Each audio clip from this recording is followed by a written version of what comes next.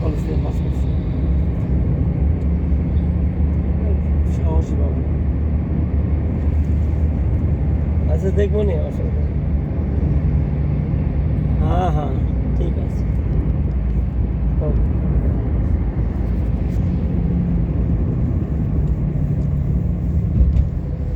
একটু সাবধানে যাইন।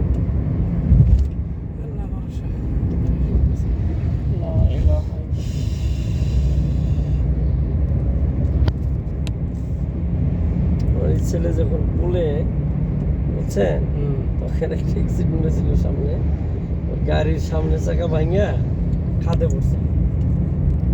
আল্লাহ বাঁচাই দিচ্ছে, ওইটার মধ্যে পানি কম ছিল বিদায় গাড়িটা পুরা ডুবে না, অর্ধেক ডুবছিল আর কি। মানে পাতাল লয়ে পইরা মানে অর্ধেক ডুবছিল।